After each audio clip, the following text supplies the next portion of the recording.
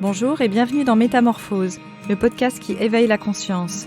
Chaque semaine, nous allons partir à la découverte d'une personnalité lumineuse et qui porte une voix d'éveil des consciences. Je suis Anne Guéquière, fondatrice du magazine Féminin Bio, auteure et éditrice de projets engagés pour un nouveau monde. Dans ce podcast, j'explorerai les thèmes qui m'enchantent et me font cheminer depuis plus de 20 ans autour d'une vision holistique, de l'harmonie du cœur, du corps et de l'esprit. En espérant que ces thèmes sauront vous inspirer vous aussi. Le podcast Métamorphose est publié chaque lundi pour bien démarrer votre semaine en conscience. Vous pouvez consulter toutes les informations le concernant sur femininbio.com/métamorphose. Pour être informé chaque semaine de sa publication, abonnez-vous au podcast en vous rendant sur votre plateforme de podcast préférée. Apple Podcasts, SoundCloud, Spotify, YouTube. Bonjour, je reçois aujourd'hui dans Métamorphose une invitée qui connaît très bien et depuis longtemps le sujet de la maladie de Lyme, la borréliose. Elle est médecin spécialisée en acupuncture, en homéopathie, en phytothérapie et elle est vice-présidente de Chronimed, une association regroupant des médecins faisant de la recherche autour des maladies dégénératives, des infections froides et de la nutrition. Quelle association est parrainée par le professeur Luc Montagnier. Pour parler de ce fléau, et ces chiffres sont à prendre un peu avec des pincettes, il y aura en France 30 000 nouveaux cas de personnes atteintes de Lyme par an et 3 millions de personnes touchées en France, c'est énorme. Aujourd'hui, je suis honorée d'accueillir le docteur Béatrice Milbert pour éclairer nos consciences et faire le point sur la maladie de Lyme et toutes les nouvelles découvertes sur ce sujet. Bonjour docteur. Bonjour, merci de m'avoir invitée. Avec grand plaisir, merci d'être avec nous. Alors, nous sommes avec Lyme et ses co-infections devant une maladie de civilisation, on peut parler même de pandémie. Et tout d'abord, par quel vecteur la maladie se transmet-elle ? Alors, principalement, ce qu'on reconnaît vraiment aujourd'hui, c'est la transmission par les insectes, en particulier par les tiques. Mais il n'y a pas que les tiques, vous avez aussi les moustiques il y a eu des études qui ont montré que c'était transmissible également par les moustiques. Vous avez tous les araignées, les poux. Tous les insectes piqueurs, que ce soit les aoutas, même les guêpes. Enfin, il peut y avoir des transmissions par différents insectes. Et il faut aussi parler de la transmission par voie transfétale, donc pendant la grossesse.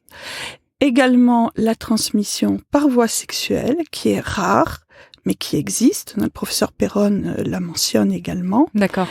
Et puis, possiblement, la transmission par le sang, par la banque du sang.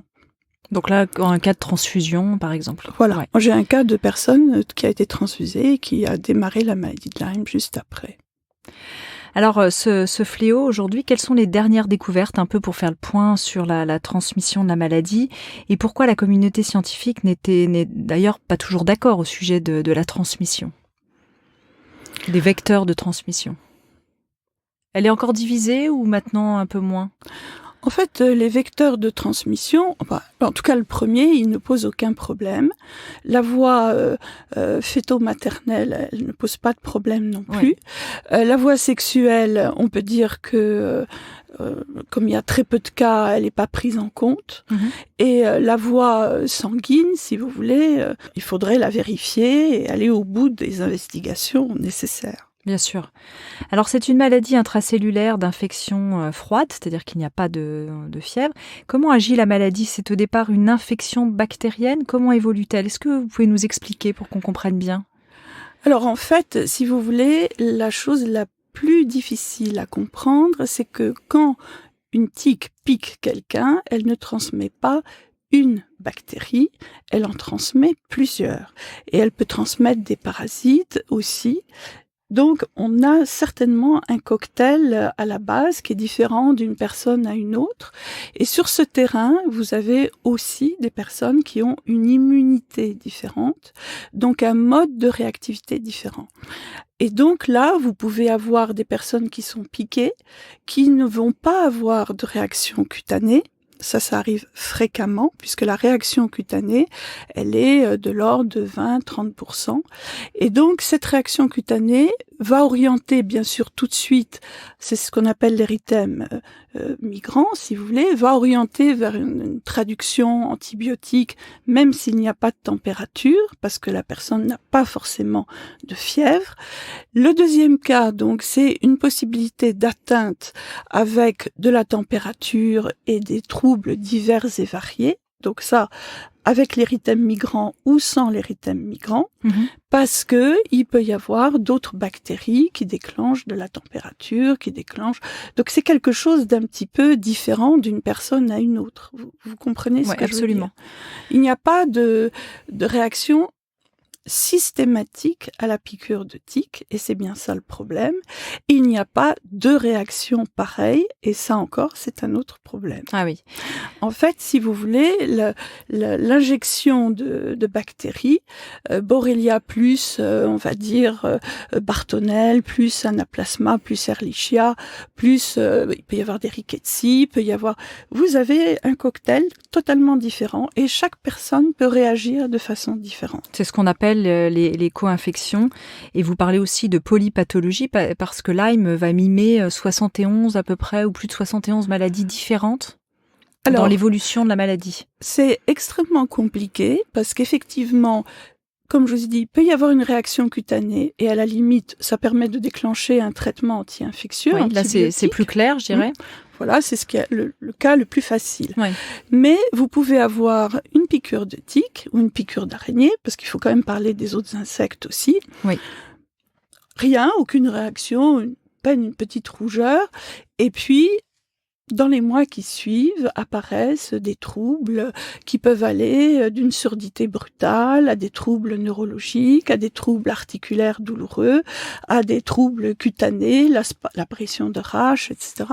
Donc on n'est pas des maux de tête ou des vertiges, des troubles cognitifs. Et si vous voulez, ces troubles-là, on les classifie en général en troubles, donc c'est la phase secondaire de la maladie, et puis ensuite on considère que quand ça évolue, ça peut donner une phase tertiaire, mais je vous avoue, pour avoir vu des patients qui déclenchaient des troubles d'emblée neurologiques extrêmement graves, avec des paralysies, ou suite à des piqûres de tique, non, ce n'est pas...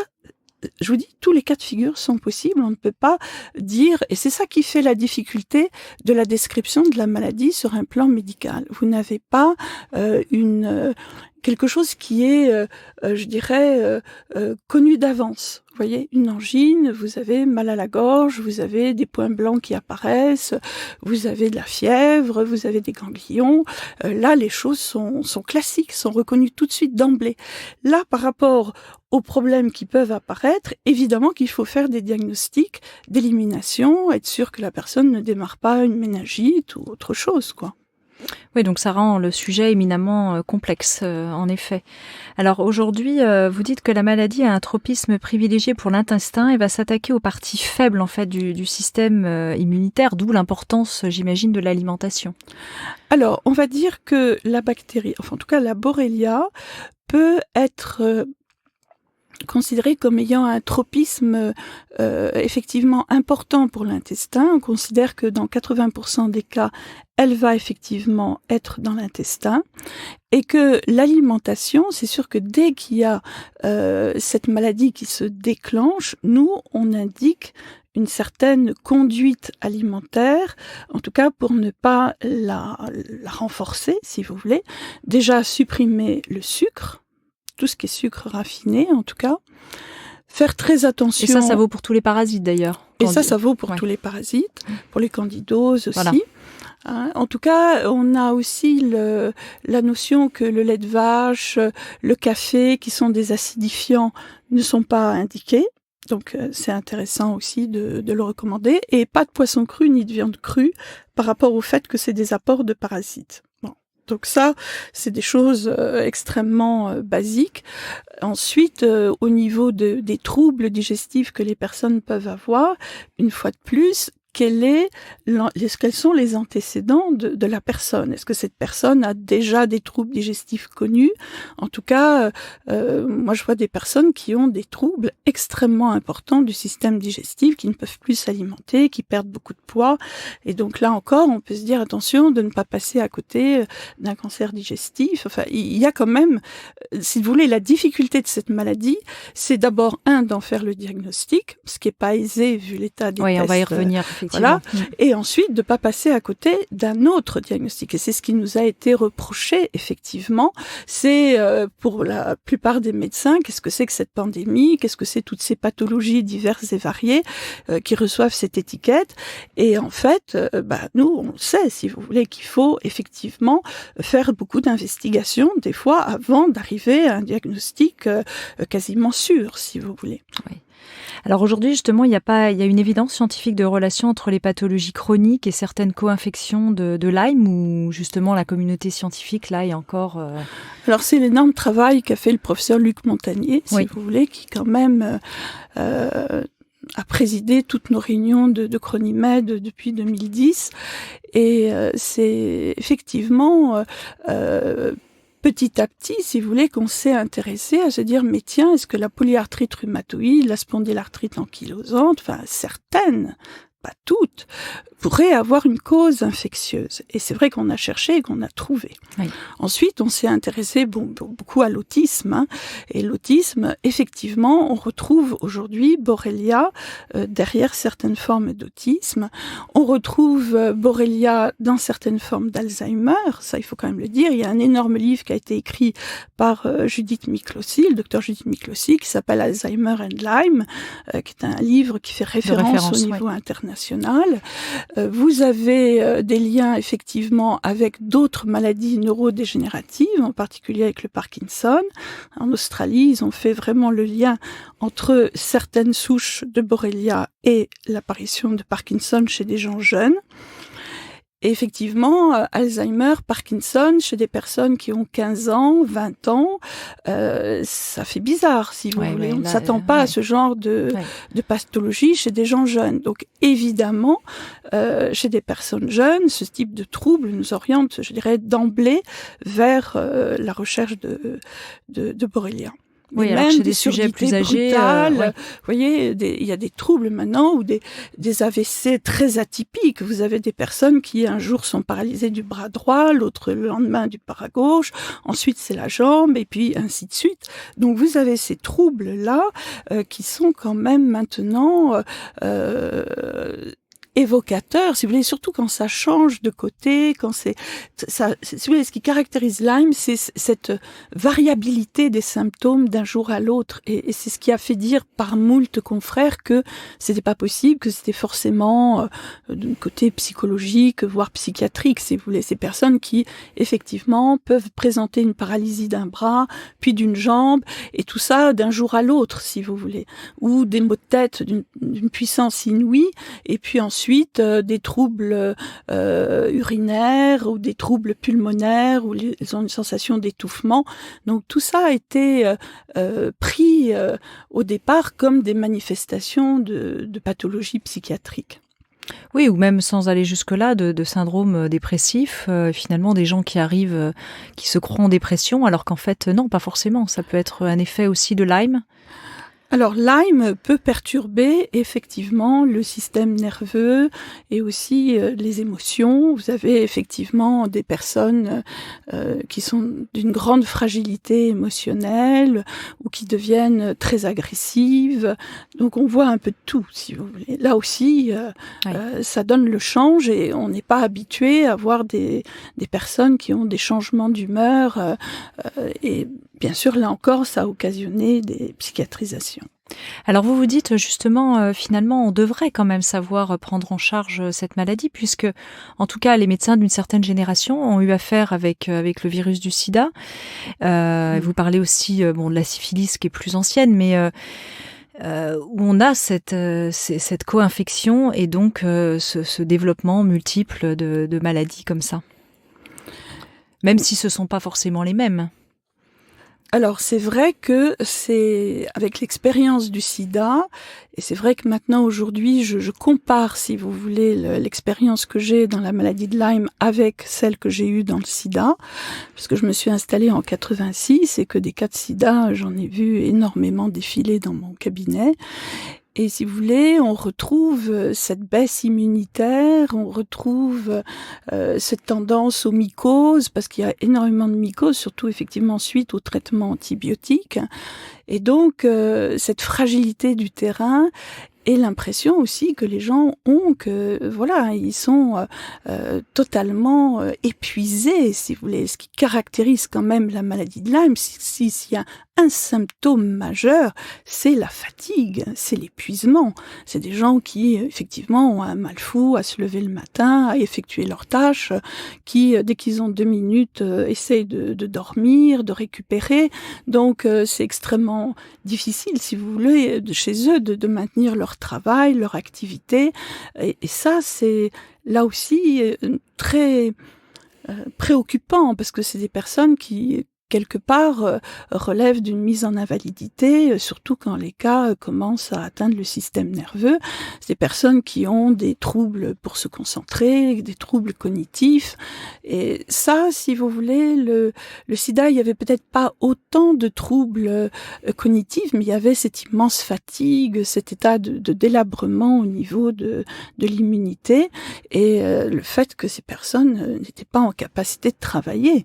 Hein, la syphilis, bon, ça c'est très ancien, enfin il y a encore des cas de syphilis aujourd'hui, bien évidemment, mais c'est vrai que c'est un spirochète. C'est pour ça qu'on fait le rapprochement avec la maladie de Lyme et le fait qu'il y avait cette atteinte du système nerveux, mais qui était quasiment l'aboutissement, si vous voulez, de la maladie. Alors que là, je dirais, il peut être précurseur, il peut être tout de suite en avant avec des personnes qui font des malaises dans la rue, qui tiennent pas debout parce qu'elles ont des vertiges.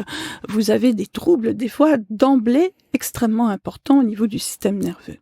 Et alors en plus, une chose qui diffère par rapport à l'époque de la syphilis et puis plus récemment du sida, c'est que on est entouré d'ondes électromagnétiques et effectivement qui rendent perméable la barrière hémato-encéphalique. Alors expliquez-nous un peu ce phénomène.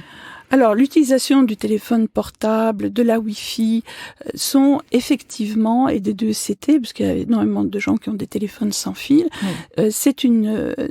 amène une altération de la barrière hémato-encéphalique avec une ouverture de cette barrière qui ne devrait jamais l'être et qui permettent donc le passage de métaux lourds, de différentes molécules, effectivement, pesticides, alimentaires, mais aussi des bactéries. Et Borrelia, donc, évidemment, elle est championne pour aller dans le cerveau, s'y installer et créer tous ces troubles neurologiques qu'on vient d'évoquer.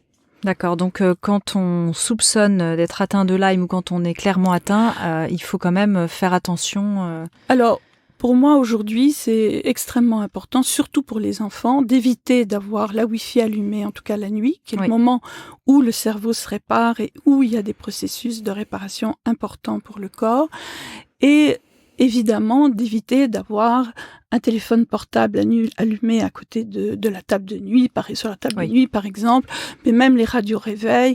En tout cas, essayer de faire en sorte que la chambre à coucher soit un lieu absolument sain, où la personne puisse se récupérer au niveau de son cerveau. Alors d'autres facteurs aggravants, évidemment on a parlé de l'alimentation, est-ce qu'on peut parler des amalgames dentaires aussi Alors les amalgames dentaires, oui, bien sûr qu'il faut en parler, d'autant plus qu'avec ce qu'on évoquait avant, l'environnement électromagnétique, évidemment c'est une source de diffusion des métaux qui sont au niveau des amalgames dentaires, qui sont malheureusement extrêmement toxiques pour le cerveau, si bien que le mercure des amalgames peut effectivement être en diffusion, si vous voulez, et passer au niveau du cerveau, créant finalement une atteinte cérébrale où la Borrelia et les autres bactéries peuvent trouver effectivement, je dirais, un lieu d'accueil, parce que finalement la bactérie, s'il n'y a pas ce support du métal, du biofilm, elle ne va pas pouvoir rester, si vous voulez. Mais là, dans ce contexte où il y a un biofilm, un métal, il va y avoir la possibilité de rester, de s'installer et surtout de se protéger contre les antibiotiques. Donc en fait, à partir du moment où il y a cette espèce de jonction, de symbiose entre intoxication aux métaux lourds et bactéries infectieuses, vous avez, le cocktail, le cocktail qui fait que la pathologie va pouvoir se pérenniser et la difficulté à la traiter, puisqu'il y a une résistance possible au traitement antibiotique. Donc là, au secours urgence, si on a un Lyme déclaré, aller faire vérifier quand même la bouche par un dentiste ouvert à ça, compétent et qui puisse... Mais d'une certaine façon, faire quand même très attention parce qu'on ne dépose pas des amalgames dentaires n'importe comment. Oui. Donc il faut qu'il y ait les protections d'usage avec effectivement le masque au charbon, la hotte aspirante et puis ce qu'on appelle un champ opératoire en bouche, ce qui évite effectivement d'avaler les amalgames, les petits morceaux qui pourraient être délités pendant le retrait. En plus, les amalgames aujourd'hui, on sait qu'il y en a qui sont extrêmement toxiques et d'autres moins. Donc en fait, on peut faire la recherche des amalgames les plus toxiques en bouche avec ce qu'on appelle les courants galvaniques. Et une fois que vous avez repéré les amalgames vraiment les plus toxiques, les retirer bien sûr en priorité, mais en faisant attention quand même que la personne est en état de faire cet acte. Parce que vous pouvez avoir des personnes extrêmement fatiguées et le fait de retirer un amalgame n'est pas une chose anodine et même fait de façon très, parfaite. Oui, précautionneuse. Il faut faire attention que la personne derrière ne soit pas encore plus fatiguée. Donc vous avez intérêt à faire, moi je fais des bilans par rapport à la recherche de métaux lourds dans les urines ou dans le sang. En fait, c'est des recherches de toxicologie. Oui. Et ça, c'est, si vous voulez, ce qu'on est en train de mettre en place, c'est cette recherche couplée de la maladie de Lyme et de la toxicologie du terrain, de façon à optimiser de façon très sécurisée les actes de dépollution des toxiques. Parce que vous pouvez avoir, moi j'ai vu des personnes qui faisaient leur dépose d'amalgame et qui me déclenchaient derrière des états d'électro-hypersensibilité ou de chimico-sensibilité. Il faut vraiment apprécier l'état de fragilité du terrain, s'assurer que les émonctoires marchent bien, le rein, le foie, les intestins. Ce n'est pas anodin, si vous voulez. C'est tout ça qui fait que la maladie de Lyme, finalement, est compliquée à traiter. Oui. Et il faut en tenir compte. D'autres facteurs aggravants auxquels on pourrait penser tant qu'on est dans cette liste qui est vraiment intéressante à connaître. Là, on parlait des amalgames et puis évidemment des ondes électromagnétiques. Alors, l'état de l'intestin, on l'a vu tout à l'heure, on en a déjà parlé, mais si vous voulez, le côté alimentaire est certainement un des aspects les plus importants aussi. Donc, certains pensent qu'il serait utile de mettre ces personnes sous un régime cétogène, c'est-à-dire vraiment sans aucun sucre, avec même sans céréales, histoire de vraiment aider le corps à se détoxifier le plus rapidement possible. Oui, c'est l'alimentation hypotoxique, c'est ça ? Voilà. Oui. Parce qu'en fait, ce qui complique les choses, c'est que nous ne sommes pas tous égaux par rapport aux toxines qui sont libérées par les bactéries, les candidoses, les parasites, etc. Vous avez des personnes qui se détoxifient très bien et d'autres, ce n'est pas le cas. Et à ce moment-là, si vous voulez, mais que ce soit par rapport aux toxines libérées par les infections ou par rapport aux métaux dont on a parlé tout à l'heure, on prend un risque, si vous voulez, chez les personnes qui ne se détoxifient pas bien, à donner des traitements trop forts. Et en particulier, ça a été les fameux ERCS, si vous voulez, ces espèces de réactions du corps quand vous donnez des antibiotiques, où on a vu certaines personnes commencer à faire des délires. Et ça, c'était vraiment la libération de toxines ou des douleurs, des crises douloureuses épouvantables, ou des rages cutanées, parce qu'effectivement, les toxines qui ne sont pas éliminées par les urines ou les fécales, elles refluent vers la peau. Donc la peau est un émonctoire de survie. Et donc, on avait, dans ces cas-là, des aggravations colossales. Maintenant, on sait que ces personnes qui ne détoxifient pas bien, il faut s'occuper de détoxifier en priorité le rein, les reins, le foie. On commence par ça. On commence par ça. D'accord. Voilà. Et ça peut prendre du temps et déparasiter. et déparasiter. En France, on ne déparasite plus. Oui. Et souvent, les gens ont des animaux de compagnie qu'ils ne déparasitent même pas. Donc, il faut déparasiter. Autrefois, on était vermifugés, je me souviens, 2 fois par an. Et là, si vous voulez, vermifugés, alors ça fait un peu sorcellerie, mais c'est au moment des pleines lunes. Si vous voulez, c'est le moment où les vers se reproduisent. Oui. Donc, on le sait de tout temps, ça, si vous voulez. Donc, il faut vermifuger à ce moment-là. Mon grand-père, qui était pharmacien, nous vermifugeait à l'époque, au moment de la pleine lune. Voilà.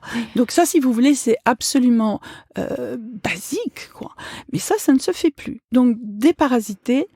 Et effectivement, là, on commence à, petit à petit, en relançant les fonctions émonctorielles, à retrouver une certaine dynamique et on peut commencer à traiter, à rentrer dans le traitement de la maladie de Lyme. C'est ça aussi, c'est toute cette connaissance-là. Alors, ces problèmes de détoxification, on les a à travers les travaux russes sur le polymorphisme génétique. Et donc, ça, on a la possibilité de faire des tests. En tout cas, moi, je l'ai fait faire au Luxembourg. C'est des tests qui, effectivement, sont connus depuis longtemps, sont faits en Russie. Et là, on a des tests qui nous permettent de faire, par exemple, le test de polymorphisme génétique pour la nutrition et la détoxification, oui. Ce qui permet de voir vraiment les difficultés d'une personne et d'y pallier. C'est-à-dire qu'en fonction des déficits, c'est sûr que quelqu'un qui est GST-M1 négatif va pouvoir recevoir des antioxydants qui vont l'aider. Alors, pour ceux qui nous écoutent, qu'est-ce que c'est GST-M1 négatif ? Alors, c'est un gène qui est particulièrement indiqué pour pour la détoxification. Et c'est sûr que en France, on peut considérer qu'une personne sur 2 a ce GST-M1, ce gène précis qui est négatif, c'est-à-dire qui a perdu la possibilité de fonctionner correctement s'il n'y a pas les antioxydants qui peuvent l'aider. Dans le cas du GST-M1 négatif, on donne, ça peut être du sélénium, de la vitamine E, ça peut être de la vitamine C, etc. Enfin, ça dépend de chaque personne en fait. Du coup, on a presque envie à la fois de faire le déparasitage de manière un peu systématique. Absolument. Et puis de se dire, on fait cette cure, comme ça au moins on est tranquille. Absolument. En tout cas, si vous voulez, c'est une démarche maintenant que je fais, donc de déparasiter d'emblée. Pour moi, c'est là. En attendant d'avoir les résultats sanguins par rapport au test que j'ai demandé, moi, je commence toujours. Oui, ça ne nuit pas de toute façon. De toute façon, ça ne nuit pas. Et vous le faites comment, on fait un déparasitage. Alors, il y a plusieurs types de traitements. Moi, j'utilise toujours des plantes. Oui. Personnellement, c'est ce que je préfère. Après, le Vidal est plein d'antiparasitaires qui sont intéressants. Moi, je préfère utiliser du Nîmes, qui est une plante qu'on utilise beaucoup en Inde, en Afrique, et qui est tout à fait adaptée. Donc c'est l'huile de Nîmes ? C'est de l'extrait sec. D'accord, de l'extrait sec. Et à partir de là, vous avez l'huile de Nîmes, on l'utilise plutôt pour les poux. Mais par contre, on peut utiliser l'extrait sec. Donc ça, c'est un très bon traitement antiparasitaire. Il y a des formes adultes, des formes enfants. D'accord, ça veut dire on peut donner aux enfants aussi. Voilà. Enfin, il y a les formes feuilles, qu'on peut donner à partir de 5-6 ans. Et ça, c'est vraiment... Donc ça, à la limite, en bon principe, on pourrait dire 2 fois par an, on fait cette cure en famille, même... C'est même mieux de le faire en famille, parce qu'il vaut mieux déparasiter tout le monde. Sinon, on se refile à nouveau les parasites. Voilà, exactement. D'accord. Après, quand les personnes ont des capacités, je dirais, à être un petit peu plus... costaud, quoi. Costaud, si vous voulez, on peut faire la cure du docteur Hulda Clark, que j'utilise avec la teinture de noix, il y a de l'absinthe, il y a du clou de girofle, il y a de l'ornithine et de l'arginine qu'on peut donner si on est sûr qu'il n'y a pas d'herpès, c'est plus tranquille. Voilà. Donc ça, ces traitements-là, pour moi, je les considère comme étant extrêmement efficaces. Donc ça, c'est en 18 jours, la cure de Clark. La cure de Clark, c'est en 18 jours. Je la fais plutôt à l'automne ou au printemps. D'accord. On peut l'acheter en France ? On peut l'acheter comme ça toute faite ou il faut se la faire soi-même ? Non, vous la trouvez. Il y a plusieurs adresses. Il y a Énergie Vitale qui le vend. Enfin, il y a plusieurs. D'accord. Si on tape cure de Clark sur Internet, on peut trouver. Vous trouvez. Vous n'avez pas besoin de la commander aux États-Unis. D'accord. Et alors, je voulais revenir sur les tests que vous en avez parlé tout à l'heure. Vous avez parlé du Luxembourg. Est-ce qu'on peut mentionner le laboratoire qui le fait ? Ça vous pose pas de problème ? C'est les laboraires réunis qui le font. D'accord. Oui, moi, ça me paraît important que les gens le sachent. Ouais. Alors, c'est bien sûr, ce type de test demande une information par rapport au fait que c'est un test génétique quand même. Oui. Donc, la personne doit donner son autorisation, comme quoi elle sait que c'est un test à visée génétique. À partir de là, elle peut le faire. Voilà, et donc soit elle a une prescription, soit elle fait ça par soit elle-même. Soit une prescription, soit elle le fait par elle-même. Aujourd'hui, il y a beaucoup de gens qui le font par eux-mêmes. Hein. C'est pas du tout sous contrôle médical. En tout cas, étant donné que c'est au Luxembourg, les gens peuvent tout à fait le faire. Absolument, librement. Après, je reconnais une chose, c'est que l'interprétation du test n'est pas forcément très simple. Hein. Donc voilà, il faut lire le document. Oui. En tout cas, moi, je sais que quand je le demande, il y a que moi qui reçois le dossier et que je le remets au patient avec les explications qui sont dans le dossier, qui sont très claires. Ça, il n'y a pas de souci. Mais il y a un certain nombre de médecins en France qui sont capables de décrypter ces résultats ? Écoutez, il y a des formations qui sont faites régulièrement par le laboratoire autour de ces différents tests et il n'y a pas de souci. D'accord, très bien. Alors, justement, on parle des tests, il y a beaucoup de faux Lyme diagnostiqués, c'est-à-dire que vous êtes donc négatif, on dit il n'y a pas la maladie de Lyme, et en fait, si, la maladie de Lyme est quand même là. Alors, il y a tout ce problème de dépistage. On en parlait un petit peu en off juste avant que vous installiez à ce micro. Aujourd'hui, où est-ce qu'on en est un petit peu pour faire la lumière sur ce dépistage ? Et notamment aussi chez des enfants qui courent dans les herbes, qui peuvent être piqués facilement, peut-être encore plus que les adultes, par les insectes. Les gens sont très démunis aujourd'hui par rapport à ça. Alors, si vous voulez, au départ, que ce soit professeur Perron ou moi-même, nous avons, et tous les médecins de Cronimède d'ailleurs, on s'est toujours aidé, mais ça, c'est ce qu'on a appris en médecine, à faire un interrogatoire, à examiner notre patient et quelque part à peser, si vous voulez, le pour et le contre de chaque symptôme qui était donné par notre patient et à le creuser, si vous voulez, s'il y avait besoin, en faisant, comme je vous disais tout à l'heure, éventuellement d'autres tests sanguins, d'autres une IRM cérébrale, etc. Donc, des examens de sel, enfin, tout ce qui est absolument requis quand quelqu'un amène des plaintes aussi graves que celles que je vous ai décrites. Et donc, mais c'est sûr qu'il y a des symptômes clés, si vous voulez, qui sont la fatigue. Un enfant qui vous raconte qu'il rentre d'un camp scout, qu'il a été piqué par je ne sais combien de tiques, qu'une semaine après, il a commencé à se sentir d'une fatigue extrême, avec des douleurs articulaires partout, qu'il pouvait plus tenir son stylo parce qu'il avait la tremblote, et que soudain, il se souvenait plus de ses devoirs qu'il avait appris la veille, le lendemain, il s'en souvenait plus. Vous pensez bien que ça évoque quand même Lyme. Voilà. Donc, c'est des symptômes sur lesquels on va bien évidemment être en alerte. Et bien sûr qu'on va faire les tests. Et les tests, évidemment, quand vous les faites trop précocement, ils sont négatifs. On dit qu'il faut attendre minimum 3 semaines à mois, voilà, c'est ça ? Tout à fait.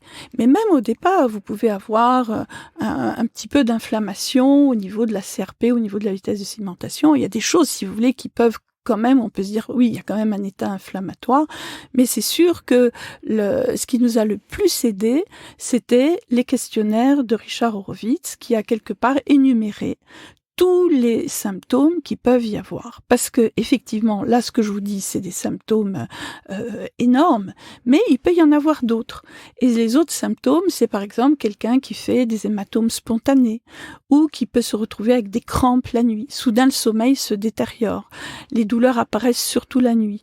Il peut y avoir de la transpiration nocturne. Ça, c'est quand même un signe d'infection, si vous voulez. Bon, pulmonaire, mais en l'occurrence, ça peut être la babésiose. Il peut y avoir des sensations de tachycardie, le cœur qui se met à battre très vite. Vous pouvez avoir des troubles visuels, la vue peut devenir floue, des acouphènes. Vous pouvez avoir toutes les douleurs articulaires possibles et imaginables. Vous pouvez avoir des troubles de la circulation, soudain une fragilité capillaire. Vous pouvez avoir des troubles cutanés, des taches qui apparaissent, qui disparaissent. Toutes sortes des maux de tête, des vertiges, des sensations d'engourdissement des mains. Et ça, vous les répertoriez selon effectivement l'importance. Est-ce que c'est très faible ou très important? Toute cette graduation-là. Et finalement, vous obtenez ce qu'on appelle un score. Et ce score, donc, moi, je vais effectivement entendu parler d'un test qui se fait sur Internet, qui est très facile à faire, qui s'appelle urgenceLyme.com. En 10 minutes, vous faites le questionnaire. Si vous avez un score qui est supérieur à 46, il y a une forte présomption de Lyme. Si vous êtes en dessous de 46, a priori, ça ne l'est pas. Mais au moins, ça permet, si vous voulez, quand les gens sont dans l'affolement, en se disant est-ce que j'ai pas, voilà les symptômes que j'ai, ça permet d'orienter. Et le médecin, c'est pareil, si vous voulez. Nous, on peut utiliser ce score-là, on peut utiliser simplement l'interrogatoire et se faire une idée de ce qui est vraiment la réalité de cette personne. Encore faut-il que les médecins soient effectivement formés pour faire cette anamnèse et puis de connaître tout cela. Voilà, en tout cas, si vous voulez, Richard Horowitz, ce médecin new-yorkais, lui, à un moment donné, a carrément fait un petit flyer pour les psychiatres américains en leur disant, quand vous avez quelqu'un en face de vous qui, effectivement, a des troubles psychiatriques qui vous paraissent un peu bizarres et ne pas coller avec la pathologie psychiatrique habituelle, essayez quand même de poser telle et telle et telle question de façon à voir si, par hasard, ça pourrait pas être une maladie de Lyme qui est en fait avec ces symptômes psychiatriques qui peut en être la conséquence, malheureusement. Et ça n'a pas été fait en France. Ça n'a pas été fait en France. Parce que ça paraît tout simple de faire ça. Et ça paraît tout simple, si vous voulez. Et donc, c'est vrai qu'on pourrait l'envoyer à tous les médecins français, parce que finalement, le gros problème en France, ça a été la psychiatrisation, en particulier chez les enfants qui faisaient du scoutisme et qui ont été archi-piqués et qui se sont retrouvés avec des diagnostics d'hystérie de conversion et psychiatrisés et séparés de leurs parents. Enfin, ça a été quand même des choses très graves, hein. Le professeur Perrin en a plusieurs fois parlé.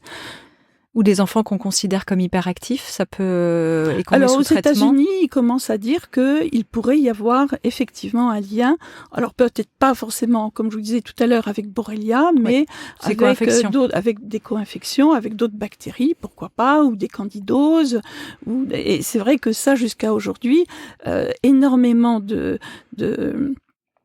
pathologies, si vous voulez, on pourrait les regarder avec cet autre aspect qui est la piste infectieuse. Oui. Et ça, c'est moi ce qui me passionne, c'est cette possibilité d'ouvrir finalement une possibilité thérapeutique réelle, si vous voulez, à des personnes à qui on a dit finalement vous avez ça et il n'y a pas vraiment de traitement qui marche, etc.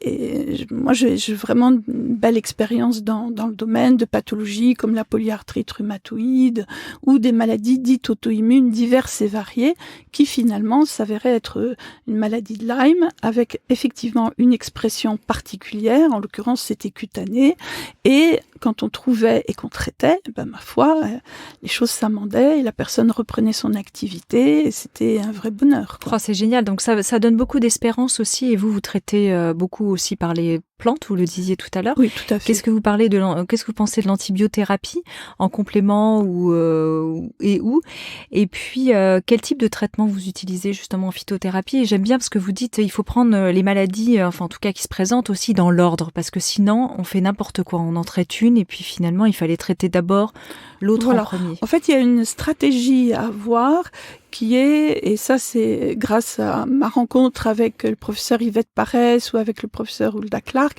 que j'ai appris cette notion un peu de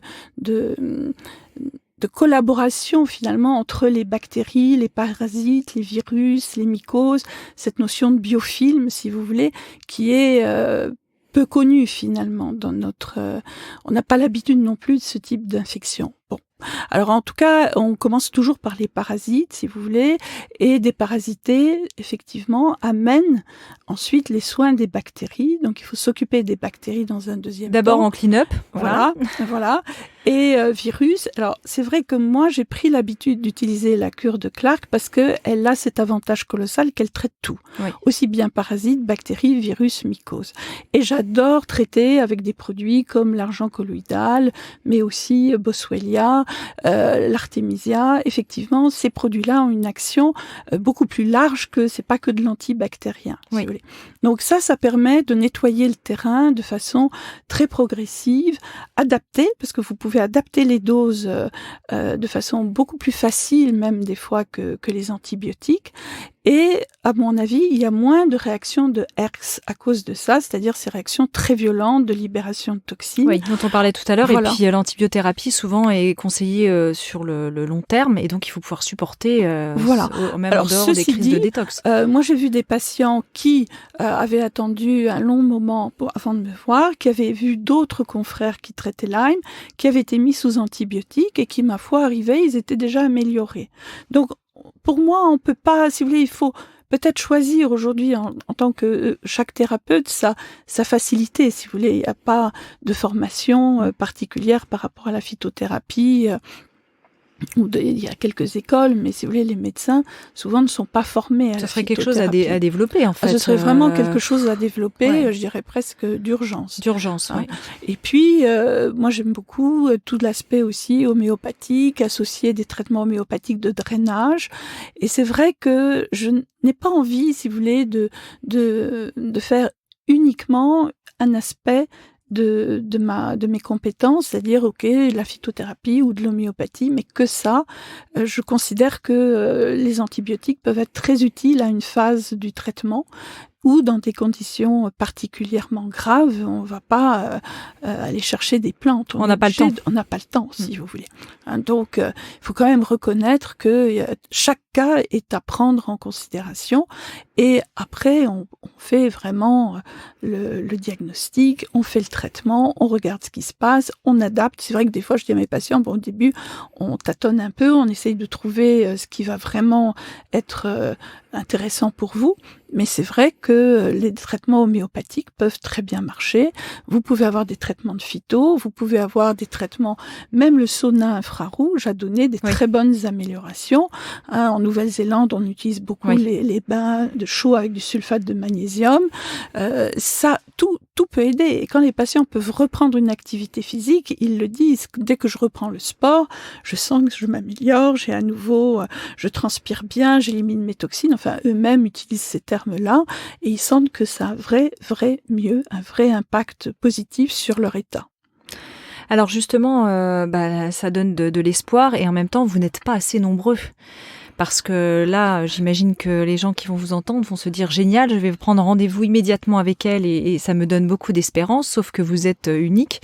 Et j'imagine qu'il y a quand même d'autres médecins formés, mais il y en a encore très peu et c'est là où le bas blesse, on va dire. Alors le problème est que il y a eu quand même énormément de soucis avec cette pathologie, puisque c'est, je dirais, la première fois dans l'histoire que finalement, on dit qu'une maladie chronique, infectieuse, n'existe pas. Alors ça, c'est quand même, pour moi, ça a été extrêmement choquant de voir que même au niveau de l'hôpital, même au niveau des instances sanitaires, cette prise en compte de la maladie chronique, de la neuroborréliose, pour dire clairement les choses, n'a pas été prise en compte. Donc les médecins se sont retrouvés finalement très démunis, si vous voulez, parce que même quand vous voulez prescrire des traitements antibiotiques, certains de mes confrères se sont retrouvés convoqués à la sécurité sociale et justifier leur prescription, voire même sanctionner pour leur prescription, parce qu'il faut quand même le dire, le docteur Lallemand a été plusieurs fois interpellé par rapport à ces pratiques de prescription d'antibiotiques. Et ça, si vous voulez, tous les médecins, il y a eu beaucoup de médecins qui ont été formés, en particulier le docteur Bottero, le docteur Philippe Raymond ont formé énormément de médecins, mais sur l'ensemble des médecins formés, je dirais, il n'y en a pas eu beaucoup qui ont osé, si vous voulez, traiter la maladie de Lyme, puisque quelque part, elle n'était pas reconnue, et donc elle n'était pas autorisée à la thérapeutique, même antibiotique. Donc je vous dis, c'est pour ça que moi, quelque part, je me suis repliée sur la phytothérapie, en me disant finalement ça marche très bien et on n'a aucune raison de mettre de côté la phytothérapie, l'homéopathie, ça aide, et c'est progressif et c'est adapté à certaines situations. Oui, et puis on voit avec l'artémisia, je fais le pont avec l'artémisia, que effectivement dans le cas du paludisme et puis probablement pour un spectre plus large. Cette fameuse plante d'Artémisia, j'ai reçu le docteur Lucile Cornet-Vernet, que vous connaissez bien, dans ce podcast, et qui finalement fait des miracles sur le paludisme. On fait des miracles, moi je le dis comme ça, mais là les études, ça y est, elle a publié, c'est parti, et on voit que c'est possible. Oui, c'est tout à fait... Très réjouissant. C'est très réjouissant. Et donc, c'est pour ça, moi, personnellement, j'ai quand même opté pour ce type de traitement à cause justement de toutes ces négativités qu'on nous renvoyait quand on était dans cette dynamique de traiter la maladie de Lyme. Et là, il y a un retard énorme, si vous voulez, qui s'est fait. Il y a beaucoup de gens qui en ont fait les frais. Il faut quand même le dire. Il y a beaucoup de gens qui ont évolué dans leur maladie, alors que pris à temps, ils auraient pu être quand même très vite beaucoup mieux. Et c'est l'énorme problème qui se passe quand je vais en Allemagne ou en Suisse. On me dit, mais qu'est-ce qui se passe en France? Vous ne prenez pas en charge la maladie de Lyme. Nous voyons arriver les gens dans un état vraiment trop avancé, ça va être des soins extrêmement longs, extrêmement coûteux, qui sont évidemment entièrement à leur charge. Et là, j'ai honte. Qu'est-ce que vous voulez? Je vous dis très clairement, j'ai honte. Et c'est vrai qu'il y a 3 semaines, la maladie de Lyme, la neuroborréliose, vient d'être reconnue par l'Europe comme étant une pandémie grave, avec des problèmes de tests qui ne sont pas fiables, oui, alors ça, c'est avec une première la reconnaissance de la psychiatrisation à outrance des malades, et effectivement, personne n'en parle. On n'a pas du tout, ça fait pas la une des journaux en France. Bon, bien sûr, il y a d'autres problèmes, ça c'est clair. Mais enfin, quand on fait face à une pandémie, quand même. Une pandémie, jusqu'à présent, chaque fois qu'il y a eu des problèmes sanitaires graves, on a vu, dans le cadre de la prise en charge de la grippe H1N1, tous les moyens qui ont été mis en place. Là, on parle de pandémie et ça ne fait même pas un petit article dans les journaux. Je suis inquiète et je suis choquée. Voilà. C'est choquant. Est-ce qu'il y a d'autres pays qui prennent vraiment, vous parliez des États-Unis et de ce psychiatre américain new-yorkais, est-ce qu'il y a d'autres pays qui prennent vraiment en main la maladie de Lyme et qu'on devrait peut-être suivre de plus près au niveau français ? En tout cas, aux États-Unis, la pandémie est énorme, à tel point que la plupart des personnes n'ont même pas les tests. Donc, il y a des traitements qui sont donnés sans forcément la reconnaissance de l'infection, si vous voulez. Bon, là, effectivement, ils sont face à une pandémie énorme. C'est 300 000 nouveaux cas par an. Ici, on n'est pas du tout dans ce contexte-là, parce qu'on n'a pas on n'a même pas mis le doigt sur la pandémie. Donc, si vous voulez, c'est pour l'instant, les gens ignorent même qu'il y a ce problème. Mais je pense qu'on va avoir des tests qui vont être disponibles à partir de mi-février. En tout cas, ce serait le test Félix avec les phages. Il y a d'autres tests certainement qui vont apparaître. Vous parlez du test numérique également ? Alors, le test numérique, oui, voilà. Donc, il y aura plusieurs types de tests qui vont être à disposition. Une fois de plus, moi, j'utilise toujours le questionnaire parce que pour moi, la clinique, c'est essentiel. Et qu'on peut pas, comme je vous dis, en tant que médecin, on peut pas non plus se permettre de passer à côté de diagnostics différents. Et là-dessus, on est bien formé par rapport à ça. Mais la prise en charge de la maladie elle-même, là, il va falloir vraiment faire une formation spéciale pour les médecins. Je pense même qu'il sera nécessaire de faire ce qu'on appelle un enseignement de médecine environnementale, parce que la plupart des choses dont je vous ai parlé ne font pas partie de l'enseignement médical actuel, et des dentistes, parce que ça fait partie aussi des choses importantes. Et donc, il y a certainement un remaniement, si vous voulez, de l'enseignement des étudiants en médecine à faire par rapport à toutes ces données. Oui, puis une information, alors pour avoir vécu aux États-Unis, je vous le disais en off, j'habitais à 40 minutes de la ville de Lyme, et les écoles nous envoyaient des informations. Dès qu'il y avait des sorties scolaires où les enfants allaient dans la nature, on recevait une circulaire en disant « mettez des chaussettes, des répulsifs si vous pouvez, des casquettes. Quand on revient de l'école, on check les enfants dans la baignoire, on regarde toutes les zones un peu humides, dans la tête, les cheveux. » Et on se secoue les cheveux. Enfin voilà, on avait toute une information. Alors évidemment, en tant que Français, quand on débarque là-bas, En plus, c'était il y a presque 4 ans. On en parle un peu plus aujourd'hui de Lyme, mais il y a 4 ans encore moins. On se disait, oh là, ils ont l'air flippés avec leur tic. Mais effectivement, ils ont raison. Et ils ont entièrement raison. Mais ils ont entièrement raison, d'autant plus que les tiques aujourd'hui, elles sont infectantes à plus de 50%. Donc, et pas que Borrelia burgdorferi, c'est-à-dire celle qu'on recherche en France, qui est la tique plutôt américaine, qui donne les douleurs articulaires. Or, en France, vous avez d'autres souches qui sont Garini, Afzeli, Spielmanni, mais vous avez Lusitanie, vous avez souches africaines, Hermsi, Recurrentis, alors Dutoni, vous avez Valesiana, vous avez Bavariensis, enfin, je veux dire, des souches, il y en a plein. Oui, c'est la litanie des souches. Et si vous voulez, on a Miyamoto, enfin, c'est des souches asiatiques. Oui. Donc, vous avez certainement intérêt à regarder si vous avez des tiques quand vous rentrez de promenade, n'importe quelle promenade, même un petit footing, vérifier. Parce qu'effectivement, par exemple, il y a certains parcours de sportifs où effectivement vous risquez d'attraper la tique. Et c'est pas que les scouts, ça bien évidemment, et toutes les personnes qui effectivement ont l'habitude de pique-niquer sur l'herbe. Mais voilà, vous pouvez même vous balader et en avoir une qui tombe sur votre tête. C'est aujourd'hui un énorme problème. En fait, quand je vous écoute, je me dis que les chances d'y échapper sont quand même assez faibles, parce qu'on passe quand même, on essaye tous d'aller plus ou moins se balader dans la nature, les enfants vont dans la nature, on n'est pas en multiprotection, et si vous dites que les tiques sont porteuses à 50% d'une des souches, ça commence à faire des statistiques au niveau probabilité assez importantes. Et c'est sûr qu'on n'est pas du tout dans les chiffres actuels annoncés au niveau de la santé. Hein. Donc il y en a beaucoup, beaucoup plus. Vous voyez beaucoup de cas aussi désespérés qui arrivent chez vous ? Je n'ai quasiment que ça, moi. Oui. Donc c'est un petit peu triste de voir que les personnes ont erré sans diagnostic aussi longtemps avec des troubles qui pour moi était évocateur, mais une fois de plus, là il va falloir, je parlais des étudiants en médecine tout à l'heure, mais c'est évident que même les médecins, il faudrait revoir, se faire des dossiers complets sur la maladie, mais une fois de plus, même informés, ils sont frileux pour prescrire parce qu'ils ne connaissent que les traitements antibiotiques et que ces fameux traitements antibiotiques ne sont pas validés par le système de soins aujourd'hui.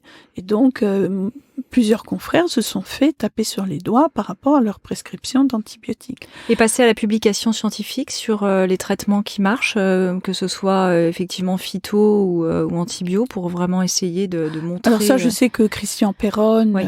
A fait effectivement beaucoup de recherches dans ce sens. Aux États-Unis, Dr Richard Horowitz aussi. Enfin, il y a quand même un bon échange. Moi, je reconnais que les Allemands ont bien avancé aussi dans cette connaissance. D'ailleurs, c'est le professeur Joachim Mutter qui, à plusieurs reprises, dit que il fallait pas forcément démarrer par les antibiotiques, mais commencer plutôt par la détoxification du terrain. Et donc ça, il y a plusieurs interviews du professeur Joachim Mutter sur I4Lyme, IFL, qui est interviewé par Judith Alberta, qui le traduit également. Et si vous voulez, il expose très clairement, il a des résultats tout à fait intéressants dans le traitement, même de maladies assez lourdes.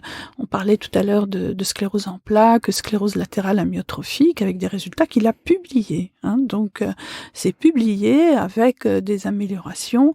Et effectivement, derrière ces pathologies, il y avait Borrelia. Ah oui, on y revient. Alors, écoutez, je crois qu'on a un peu fait le tour du sujet, même si on pourrait en dire, on pourrait encore en parler tellement il y a à dire sur cette maladie. Pourquoi cette maladie s'est déclenchée, Lyme, ça vient d'où ? Parce que finalement, moi, quand j'étais enfant, vaguement, on parlait de temps en temps des tiques, mais enfin, c'était pas répandu. Est-ce qu'on sait d'où elle vient ? Alors, aux États-Unis, on nous disait... il y a donc le prédateur des cerfs et des biches qui a disparu, le loup, donc il y en a plus qu'avant. Mais enfin, j'imagine que c'était pas non plus hyper peuplé de loups il y a 50 ans. Et il y a 50 ans, il y avait quand même moins de Lyme. En fait, elle est là depuis toujours, la Borrelia. Elle est là depuis toujours, si vous voulez. On a même retrouvé une momie dans le Tyrol glaciaire, momie Ötzi, qui date de 3500 ans avant Jésus-Christ, je crois. C'est très ancien. Ils lui ont trouvé Borrelia. Ils ont trouvé Borrelia parce qu'elle avait des scarifications au niveau des genoux. Et donc, c'était un chasseur vraiment en parfaite conservation. Ils ont retrouvé Borrelia et on retrouve Borrelia même dans des morceaux d'ambre. Il y a des tiques qui ont été analysées et qui portaient déjà Borrelia. Donc, ça date d'il y a fort longtemps du précambrien. Donc, c'est pas... Si vous voulez, Borrelia, par contre... alors, elle se développe plus maintenant Alors, à mon sens, si vous voulez, l'analyse que j'ai, c'est que cette bactérie a toujours été connue. On parlait de la fièvre des marais aussi, à un moment donné. Enfin, on savait au Moyen-Âge qu'une piqûre de tique, c'était pas bon. Donc, en fait, il y avait effectivement... déjà on faisait attention, si vous voulez, par rapport à ces morsures. Mais maintenant, si vous voulez, moi j'ai envie de dire, Borrelia, elle est peut-être aussi, chez certains de nous, dormante, si vous voulez, enquistée. Et à un moment donné, je dirais, notre environnement a changé. On revient sur le terrain, en fait. Et c'est un peu ce que nous partagions avec le professeur Montagnier, c'est-à-dire que notre environnement a changé et nous avons de plus en plus donc de toxiques dans notre corps. Et à partir de là, et aussi cet environnement électromagnétique qu'on a évoqué tout à l'heure, et à partir de là, certainement une baisse immunitaire, ou en tout cas une perte de réactivité, de notre système immunitaire à l'encontre de Borrelia, qui, elle, est un peu comme, je dirais, une super bactérie, quoi. Oui. On considère que c'est une bactérie qui, effectivement, quand elle est agressive, peut faire beaucoup de dégâts. Donc, on a cette compréhension que c'est peut-être plutôt notre terrain qui a perdu sa capacité à lutter contre ce type de bactéries. Donc il y a aussi pour moi on parlait tout à l'heure du lien avec le sida, c'est un peu sida, ça veut dire quoi? Ça veut dire syndrome d'immunodéficience acquise.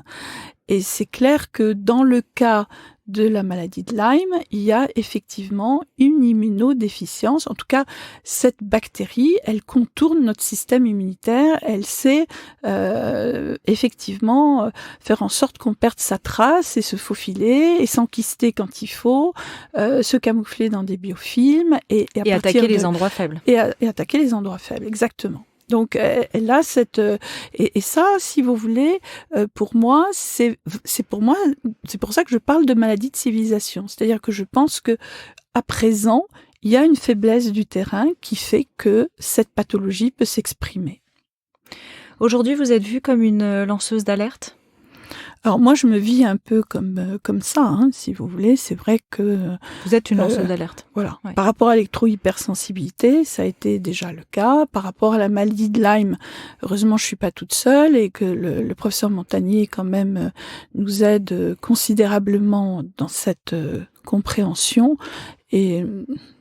on va faire un livre, je pense qu'on va faire maximum de choses pour que ça touche le grand public, mais on aurait voulu que ce soit plutôt les médecins qui se manifestent, si vous voulez. Oui, que ce soit pris par que ce soit vraiment corps, pris à la fois en charge par le système de soins. Enfin, c'est mon souhait aujourd'hui, si vous voulez.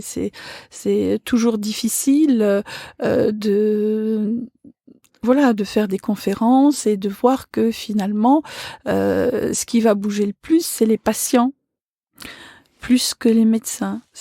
Pour moi, c'est difficile, mais en même temps, il y a ce système de contraintes, de contrôle, qui fait que... il y a cette inertie. Il y a cette inertie qui fait que beaucoup de médecins, finalement, presque renoncent à leur activité. Vous voyez bien la désertification médicale, énormément de médecins partent en retraite, il n'y a pas de relève.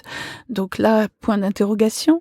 Qu'est-ce qui se passe ? Bah oui, mais il y a de l'inertie. On voit que dans certains cas, comme H1N1, il n'y avait pas d'inertie. Donc en fait, on a l'impression qu'il y a un peu deux poids, deux mesures. Est-ce que là, c'est lié aussi aux intérêts pharmaceutiques qui aujourd'hui ne trouvent pas forcément de remède et du coup, il y a des intérêts en jeu qui pourraient aboutir un jour, mais financiers, mais qui aujourd'hui ne sont pas là. C'est ce que dit le professeur Montagnier. Il dit c'est tellement choquant, si vous voulez, que ce soit le système économique qui prime sur la santé, alors que ce serait la santé qui devrait primer sur un système économique. Oui. Donc voilà, c'est des calculs que j'imaginais même pas qu'on puisse faire, si vous voulez. Après, il y a des contraintes financières, mais enfin aujourd'hui, quand vous voyez le nombre de demandes de mise en charge. de prise en charge de l'adulte handicapé, c'est quand même grave, quoi. Oui, parce que la facture, on la paye d'une façon ou d'une autre, si fois. vous voulez. Voilà. Donc il y a non seulement la personne qui devient handicapée, qui perd son autonomie, et alors qu'elle voudrait travailler et qu'elle voudrait s'en sortir, et puis le fait qu'effectivement tout ce qu'elle va devoir sortir comme argent pour se soigner ne sera pas pris en charge. Rien. Donc c'est vrai que ça laisse, mais c'était déjà le cas pour l'autisme, si vous voulez. L'autisme, il n'y a pas de prise en charge particulière des traitements qui sont utilisés par les familles. Ils se retrouvent très démunis. Ils se retrouvent très démunis. Donc, et c'est un handicap. Si vous ne trouvez pas la cause, l'enfant va rester dans cette difficulté toute sa vie. Les liens que justement vous faites entre toutes ces maladies, on en a un petit peu parlé, mais c'est en train de se dessiner et d'émerger de plus en plus sur les causes environnementales, le système immunitaire qui s'affaiblit. Voilà, donc en fait, on est devant une constatation. Donc, quelque part, pour moi, la chose sur laquelle on peut vraiment jouer, c'est l'alimentation, c'est avoir une alimentation la plus saine possible, c'est faire attention à son environnement électromagnétique, c'est revoir tous ces problèmes de métaux en bouche. Donc ça, là aussi, c'est complexe, mais il n'y a pas de raison qu'en Suisse, on prenne en charge des bilans d'études des métaux mis en bouche et qu'on le fasse pas ici. C'est quand même important, une fois que vous avez une pathologie liée au métal qui est en bouche, les personnes qui sont électrosensibles, c'est sûr que s'il y a plusieurs métaux différents en bouche, ça crée un phénomène de bimétallisme et une sensibilité particulière au champ électromagnétique. C'est dommage que ce soit pas connu et pas pris en compte. Bien entendu. Alors, on arrive à la fin de ce podcast. J'ai envie de poser une dernière question. Quelle est votre espérance et puis les prochains, je dirais, les prochaines grandes étapes pour vous? Vous parliez de la publication d'un livre pour vraiment faire avancer la cause, enfin, que ce que vous faites déjà au quotidien depuis bien longtemps. Mais... Merci merci d'en parler. Oui, il y a un livre à sortir qui va être donc pour mi-février. Ce sera Le Trésor des plantes médicinales et c'est basé sur tous les travaux du professeur Yvette Parès, pour qui j'ai une admiration qui était infinie, québécoise, c'est ça? Qui était française, mais qui a effectivement été en Afrique une grande partie de sa vie, en particulier donc au Sénégal, où elle a travaillé. C'est elle qui a découvert la façon de cultiver le bacille de la lèpre. Et à partir du moment où il l'a mis en culture, elle a pu étudier les différents types de traitements possiblement actifs. Donc elle a testé, c'était une grande première, les antibiotiques utilisés à l'époque et les plantes. Et elle s'est aperçue que les plantes médicinales traditionnelles utilisées en Afrique étaient beaucoup plus efficaces que les antibiotiques. À partir de là, elle a créé un hôpital qui s'appelle l'hôpital de Keur-Massar, qui a été financé par Léopold Sédar Senghor, et elle a eu donc toute cette population lépreuse qu'elle a soignée, elle a remis sur pied. Donc ça a été un énorme succès de sa thérapeutique. Et voilà, et après, elle a traité le sida, elle a traité le cancer, elle a traité énormément de pathologies, la tuberculose, le paludisme, et donc toujours avec des plantes. Et à partir de là, si vous voulez, son œuvre que je vais donc faire publier, c'est le résultat de tous les travaux de recherche qu'elle a fait sur les plantes européennes, donc celles que nous avons ici dans nos jardins, sur nos talus, le long de nos chemins, en tisane, par rapport à des pathologies aussi lourdes que le sida, que le cancer. Incroyable. Et que la maladie de Lyme, qui est effectivement une des possibilités. Parfait, comme ça on a toute l'information, c'est absolument génial. Est-ce qu'il y a des messages que vous voulez faire passer, que vous n'avez pas fait passer, ou vous pensez qu'on a fait à peu près le tour de ce vaste sujet? En tout cas, s'il y a un message, d'abord, moi je voudrais saluer vraiment la ténacité, le courage des patients, parce que je suis quand même assez impressionnée, si vous voulez, par ce que je vois dans mon bureau à longueur de journée, et espérer qu'il y ait un maximum de médecins qui s'intéressent à cette maladie pour qu'on puisse prendre en charge le mieux possible dans ce pays toutes ces malades et toutes ces pathologies nouvelles, émergentes. Merci. Merci, docteur Béatrice Milbert. Je rappelle que vous êtes une spécialiste de la maladie de Lyme. Vous êtes installée en région parisienne. Merci infiniment pour cet entretien passionnant. Merci à vous aussi. Merci de votre accueil. Merci de nous avoir écoutés. Je vous donne rendez-vous pour une interview avec une personnalité lumineuse chaque lundi pour bien démarrer la semaine en conscience. Vous pouvez retrouver Métamorphose sur de nombreuses plateformes et bien sûr laisser votre avis et vous abonner sur Apple Podcast pour le recevoir chaque semaine. Si vous aimez ce podcast, n'hésitez pas à le soutenir pour favoriser sa diffusion en lui donnant 5 étoiles sur Apple Podcast. Et retrouvez toute l'actualité de Métamorphose sur fémininbio.com. Merci, à lundi.